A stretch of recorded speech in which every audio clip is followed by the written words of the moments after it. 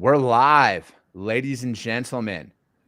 An error occurred on Facebook. This is usually temporary. See, this is what you see, JD. This is, what's funny is like this is just straight up startup life. This is literally figuring everything out as you go. Like when we were at the TIA last week, man. Like the mics, like that was my first time ever like doing a live on location thing, Yeah. and dude, it was just like the mics are so sensitive. They picked up all the background noise, and then the mic on my laptop somehow got in there. But I just wanted to bring you back on, and we can do a big announcement that's going out there. So first and foremost, this is episode 1 of what is going to be a everyday 5-day-a-week occurrence called the Freight Coach Morning Show.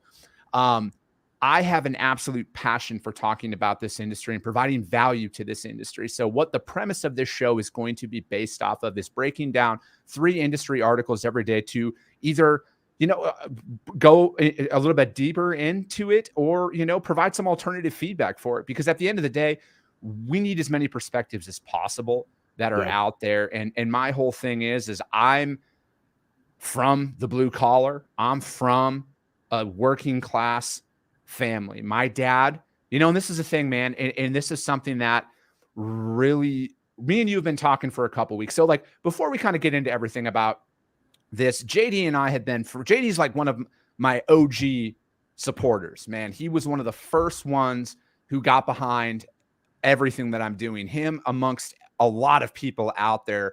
But, here's the thing, what a little known fact, that little Freight Coach logo in the upper right-hand side right here, my boy here actually made it for me. When I had no money at all, he's like, dude, I just want to help. And he did that for me, and, as a big favor. And I'm forever grateful for him and everybody who's been a day one supporter. Millie, what's up? She's in the audience. I'm assuming that's either Todd Waldron or Matthew Fink that's coming in as the LinkedIn user because, again, it doesn't show. It doesn't show. But so what JD's here for, JD, you are now out in the world with our friends and a new partnership that we have here at the Freight Coach with VHub. So let's talk, man. When did this kind of all transpire? Yeah. So we were talking last year with Sebastian about where he wanted to take the company, and he was already sourcing leaders for Finlock, which is the banking institution that powers us. Finlock does a lot of refinancing leasebacks from Canada and the US. And so as I was looking at their platform, I remembered when I was at TTN as their VP of marketing, we actually wanted to partner with VHub back then. And they weren't really ready yet. They were a true startup. And now they actually have a core product that I believe can not only change how brokerages are doing business, but how trucking companies are doing business and how transportation views trailer capacity.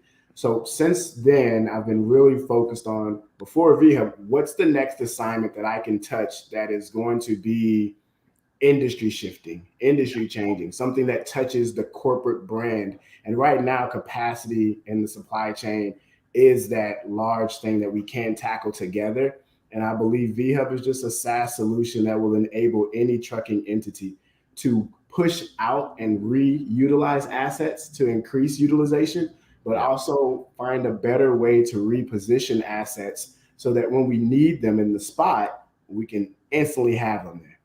Yeah, absolutely. And I think that like this is in my opinion, when we met out there, so a couple of weeks ago, JD and I got together out in Dallas with another, there's a bunch of people out there, man. I mean, is it all right if I say kind of, some of the people who were there with us, or you want me to keep that off? No, sure. So I got to meet my man, Adam Robinson, in person. He was out there. And then the Rico Suave, AKA Kyle Lintner, he was there too.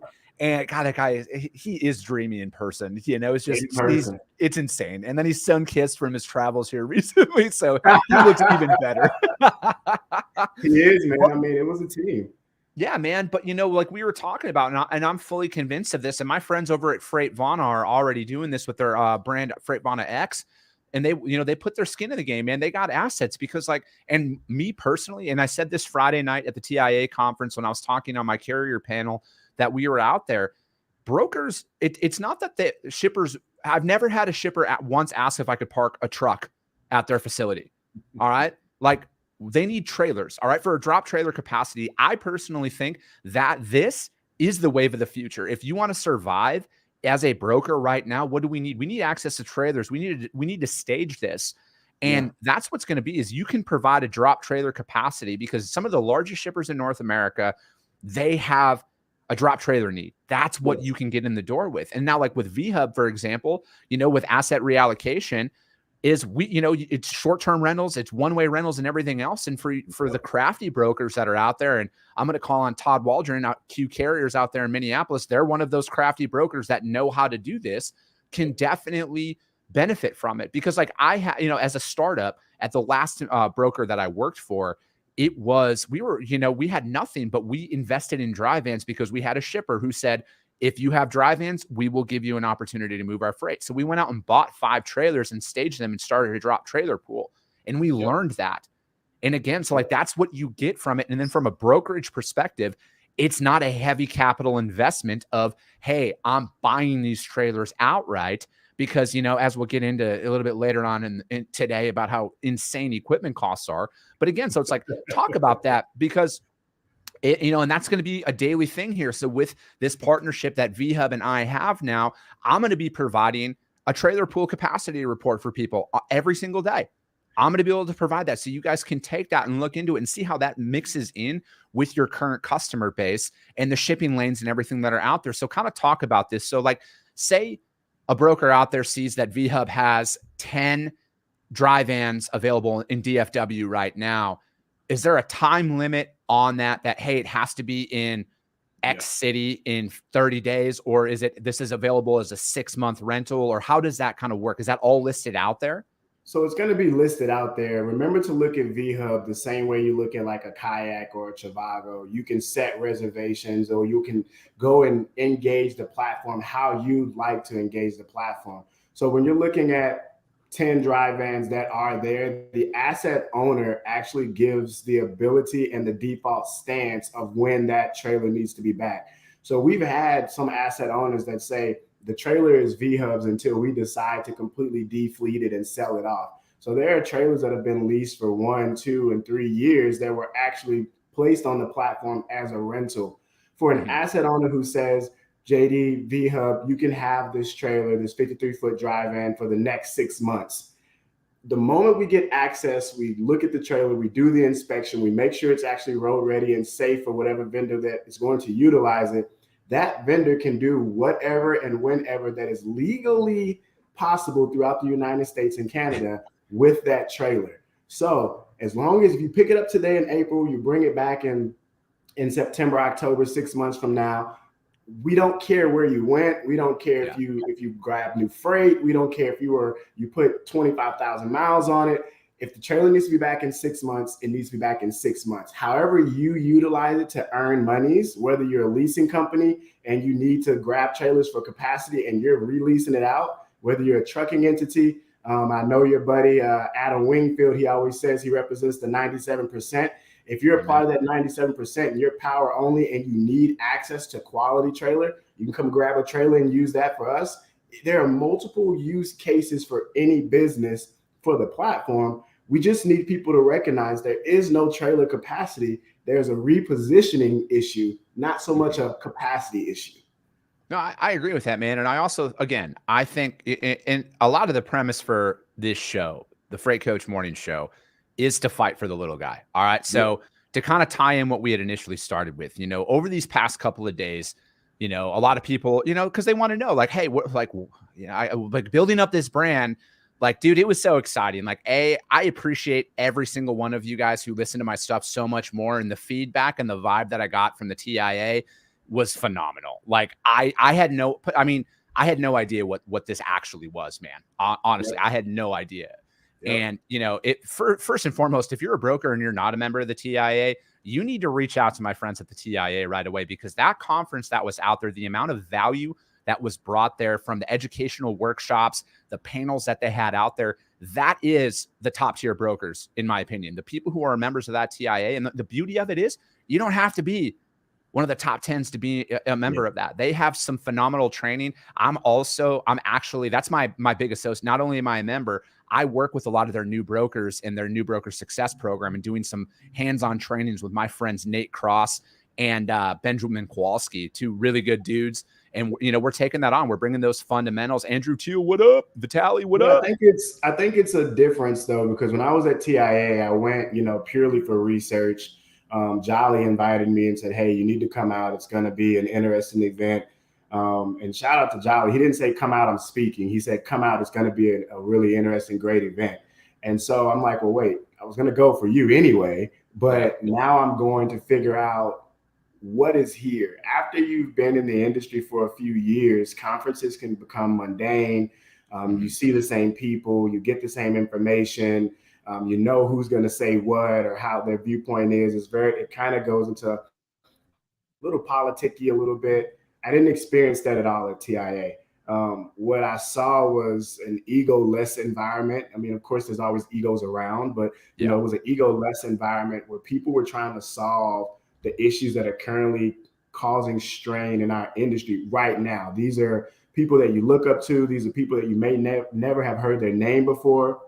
But TIA this year really impressed me. Going back, I mean, I am a member, but I mean, there's no reason for me not to go back. I can learn more about the brokerage side there than I can anywhere else from my perspective in the industry. So I was in love, man. No, absolutely. And that's the thing is, it's like I got heavily involved in them, with them, you know, mainly because they reached out. They're like, "Hey, we want, are you open to William Bates, Transportation Intermediaries Association, TIA." Here, I'll put their website up here right now, tianet.org. Check them out right now. Or if you want, man, send me a DM there on LinkedIn, and I can put you in contact with somebody over there who can provide any additional resources you might want. But, you know, that's the thing is, it's like for us to get out there and yeah, of course, man, for us to get out there and, you know, learn what's new from it, not only from like a technology standpoint, but like, again, what I love is it's more about the collaboration of it all, man, because like you said, dude, there are some of the largest names in the industry are out there, and they're talking to maybe that 1 or 2 person startup that's out there, and they're sharing ideas, because collectively as an industry, we need to move forward. Like, again, I would be like, dude, and I remember when I reached out to you, man, it was probably like a month ago. We you know, like we talk a lot, and it was probably like a month ago. Like, man, I'm just so sick and tired of all the bullshit.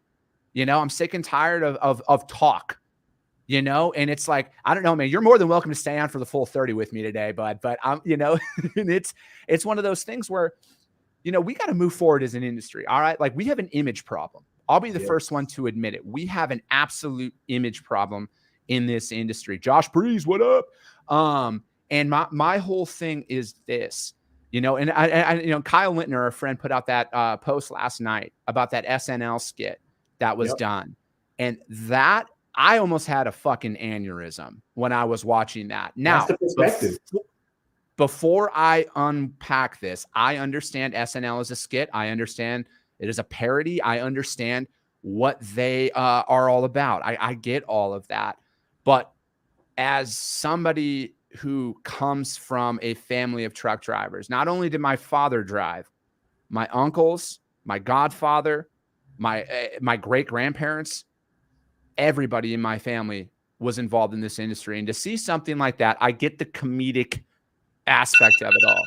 But I also, what I don't appreciate is the fact that, again, it was another opportunity for, I think, people to shit on the American truck driver. And, you know, before I let you kind of unwind, because I can see JD's ready just to like get going. But my thing is this, is I talk to a lot of active drivers as well, outside of my personal relationships with them. And, you know, my friend John DeSillo, he was on my podcast, and, you know, there's another gentleman who's going to be on my podcast here soon. They are the first ones to admit that they need to do better as drivers as a whole. They have accepted that accountability piece has to come from them as well. And again, it's like I had said when I was talking this week at the TIA conference, be the change you want in this industry. If you want better carriers, be better as a broker. If you're a shipper out there and you want better carriers or you want better brokers, be better as a shipper. Yes. You know what I mean? Like, we need to, like, mediocrity in this industry has to go away. If you fuck up consistently, you shouldn't be moving freight. All right. It's that simple. If you want better for this industry, you have to do better first. And it was the same thing. The personal example I use, man, of my struggles with alcohol, my struggles with my health and everything else.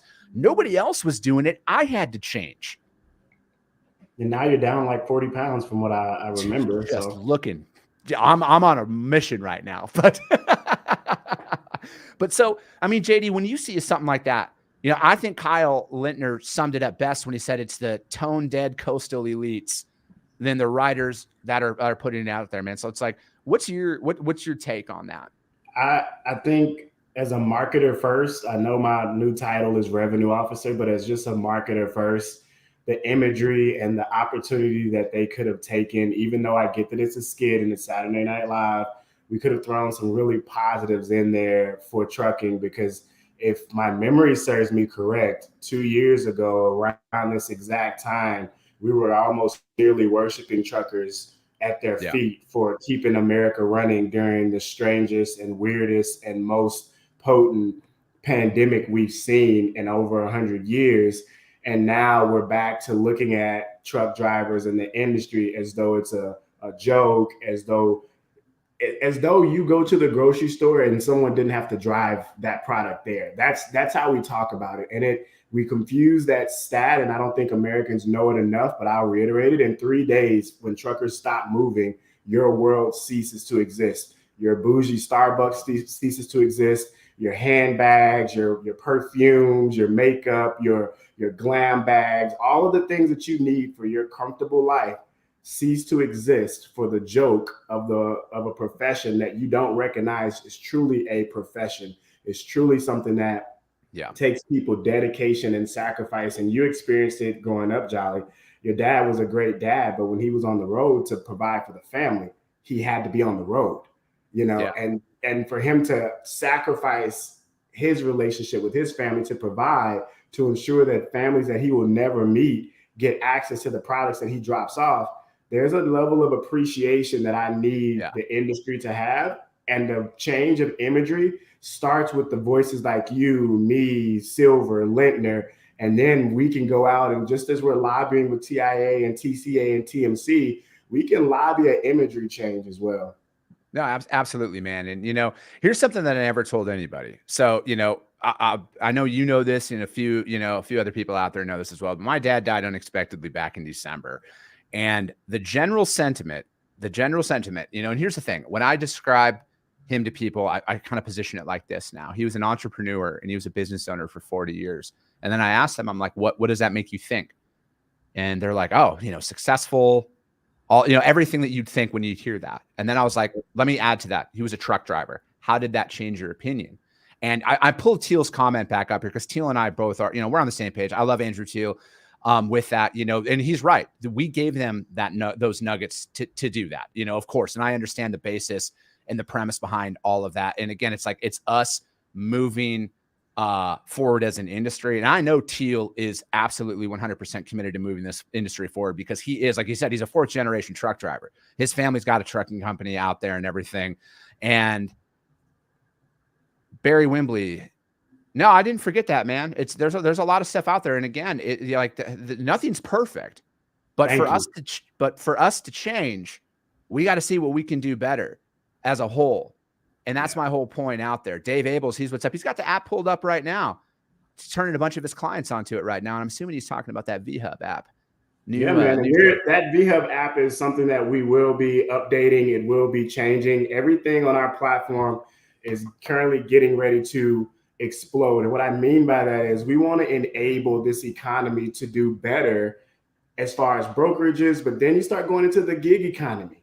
How can we have drivers who are sitting at home with the power unit out in the grass, and they look up and they say, I want to do a route or a lane from Dallas to Houston, and I want to be back in Dallas, you know, within my drive time. So that means they're repositioning from Dallas to Houston, repositioning back to Houston. It's a complete update. So what you see on the website, the app, I'm really thankful that you guys are going out there. I love that we can utilize it now, but do know we are coming with some ferocious formulas and power that will give these drivers, these companies, the insights that they need into how to reposition freight better. So thank you for that, Dave. I appreciate it. No, absolutely. And, with Barry's comment out there right now, it kind of brings up my second article. This is actually the second topic I wanted to talk about today is an article that I read. And I mean, obviously it was pretty much breaking news about Walmart and their driver pay and increasing it to $110,000 a year. That was the headline. It's actually starts at 95, could earn up to 110,000 in your first year as a driver. And again, like those are big numbers. And I think that they took on, as I broke down in the article, man, they Walmart hired 4,500 drivers, because they talk about that. And again, I think Walmart is, and Dave Abels would know this, more than anybody in the audience right now, or anybody listening to this, about like what the gold standard are for fleets out there. And, Walmart tackles a lot for their drivers, and then for them to kind of put their money where their mouth is. I also think it's a way to improve driver pay as a whole. It can make people collectively look at it. So like, what are your thoughts when you see 110,000 experienced drivers after they go through the training and everything can make significantly more the more experience that they get in driving with Walmart? But what are your thoughts on that? I think we have to value them for where they are. So let me say it like this. I've always been kind of opposed when I would see companies see a 5 million accident-free driver, and the driver gets a bag and a hat and a pat on the back and a pizza party. But we don't ever want to talk about how one load for a driver could instantly be millions of dollars worth of cargo. We don't want to talk about how he delivers 5 to 10 loads a week that could easily be $5 to $10 million worth of valuable goods for the industry. So to pay someone a 6-figure salary that could easily deliver upwards to $100 million worth of product in 1 year, are we talking about 1% of what they deliver in a year? Is my math on with that? If I'm looking right, and if it's not, get me, the math people. But paying 6 figures to drivers that I know are going to deliver my load safely, that's nothing. It means nothing, because you're not paying detention fees, because they should be getting there on time. They know how to work that lot when they get there. You're not paying fines for being late. You're not worried about a driver who's causing accidents. You're not worried about a driver who's out there being frivolous. We're talking about professionals that take their job seriously, that it's easy. It's easy. Yeah, no, absolutely. And Andrew Teal, he brought up a good one here. 110K is almost 2 times the median pay, and they had to go there to get more drivers. They were already well above median pay, so pay alone is not the silver bullet to getting drivers seated. And we're going to talk about that here. And then here's Dave Abels. He's the real scoop on driver pay. Many companies already pay 110K. They simply fail to promote this. I'm engaged with the carrier right now in Detroit that 50% of their small 100 truck fleets earn 100K. As an industry, we simply need to promote better on what we already offer. And now it's very true, man. And again, and to a little bit ago about this being an image issue and everything else, and Andrew Teal brought this up in another one as well. Change needs to start at home. We need to do better as an industry here, as a whole. And, and furthermore, and I can talk, and again, shout out to my man, Adam Wingfield. He represents the 97% of the carriers out there that are the small fleets that make up think about that. Think about that. 97% of the trucks on this road are a small fleet. 97%. So it's like, for me personally, and to Teal's point there, it is more than just driver pay. Like, let's be honest, man. I was shocked at the amount of people that came up to me after that carrier panel and said, I didn't know driver availability for restrooms was an issue at some shippers and receivers. Think about that. Again, so it's like, we need to move forward. That's the main point of all of this stuff, is progress. I'm not here to tackle about shit that happened yesterday. We're here to talk about topics and how we're going to fix them as an industry. Because there's one thing that I feel like that could be stepped up a lot on is fucking solutions, man. And we can't afford to have any trucks leave this market under any circumstances. And when 97 fucking percent of the trucks on the road are small business, we need to collectively come together as an industry to help educate. Just like brokers, a lot of you brokers out there are small business. We are the majority of this industry. And again, collectively, that's the whole point of all my content, is education. It's speaking to others who can bring different perspectives to help further education in this industry. That's what this is all about. My goal, my absolute undeniable goal, is to make the blue collar fucking sexy again. All right. I come from a working class family. I am a working class person. Granted, my hands aren't as callous as they once were, but I'm going to fucking be the change. All right. I'm going to be the change. But that's why I'm moving forward.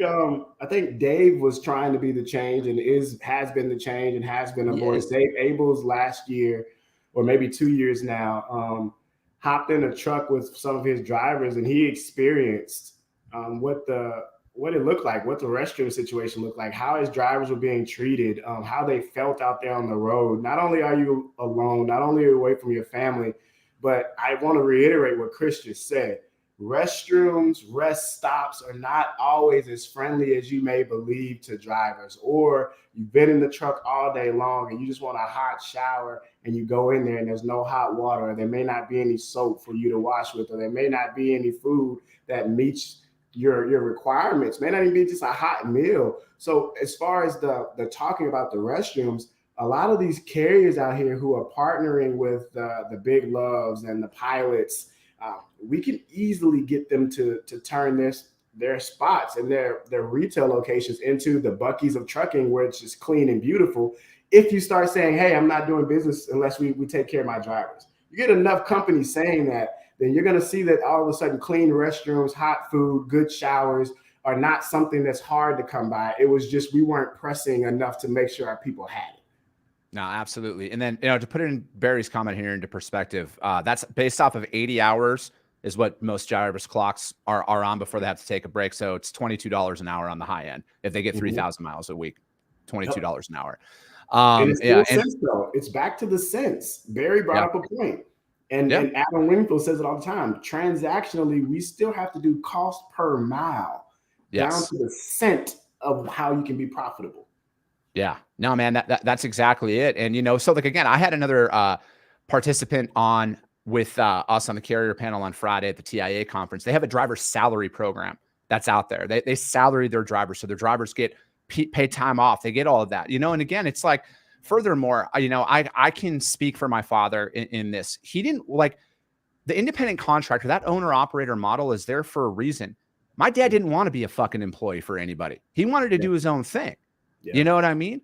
And again, it's like, there's so much, because like we talked about AB5, if you're not well-versed on AB5, you need to be well-versed on AB5, because this is not just a trucking company problem. This will be a fucking catastrophic blow to the industry if that gets passed on in Senate and everything. 85? Like, what's a quick synopsis of it? Or, quick synopsis is essentially forcing people to unionize. All right. That's a brief overview for you. It was brought to the California legislation, and it was more for like Uber and Lyft drivers, but they didn't stop there. They started to dig their fucking claws in, and they wanted to get to all the way down to estheticians. Imagine that. You're doing nails right now as an independent contractor. Boom. Somebody's going to fucking want you. And again, I see both sides of the fence here, but again, I am 1000% against forcing somebody to classify something that they don't want. If you want to be an independent owner operator, nobody should fucking tell you that you can't do that anymore. I believe in freedom. All right. I am a very pro freedom person. I am pro all of that stuff. And I'm not going to hide from any of that. I'm pro business. I'm pro people being able to do what the fuck they want and being left alone. All right. Put it that way. If that doesn't summarize who I am, well, I don't know what else I can say. Yes, JD, exactly. Andrew Teal, Samantha Bass, promote. I guess, so we're trying to keep these shows into 30 minutes. We didn't get to the third topic, but again, that's what this is going to be about every single day, every morning at 8:30 Pacific time, 10:30 Central. The Freight Coach Morning Show is going to be here, brought to you by my friends over at VHub. And, Lorena, what's up, Lorena? She's out there in SoCal right now. Maybe 5 people, Lorena. People can't choose to be an independent contractor. California chooses for you. That's a great fucking way of putting it. I like that as well. There we go. Matt Fink, he's out there. There's a succinct description and one that is clear and easily understood. Appreciate you. Josh Breeze. But yeah, that's what we're doing every single morning from 10:30 Central to 11 a.m. We are here to talk about the realities of the industry. I'm going to do an industry breakdown. My high school English teacher is going to appreciate the fact that I will cite all of my sources out there, so there will be no plagiarism on my part. I'm just here to break down industry articles, provide a different perspective to the table. And again, it's about education. It's about how do we move this industry forward? How do we keep trucking companies profitable, brokers profitable, and shippers profitable? It's about progress. I do not want the days of people dancing on failed businesses' graves are going to fucking stop under my watch. All right. We are here to progress as an industry. We have an image problem. We need to do something together collectively to move this industry forward. That is my stance here at the Freight Coach, from the Freight Coach Morning Show, live to you from Phoenix, Arizona, with my friend JD and my new partners over at VHub. We will be live every single morning. Thank you all so much for joining me in today. And MLA, thanks, Teal. Yeah, see, Teal always fucking takes it up a notch. He's just looking to support his boy. Always on point. I know. Oh, man, I appreciate it. Thank you guys all so much, and we'll see you tomorrow morning.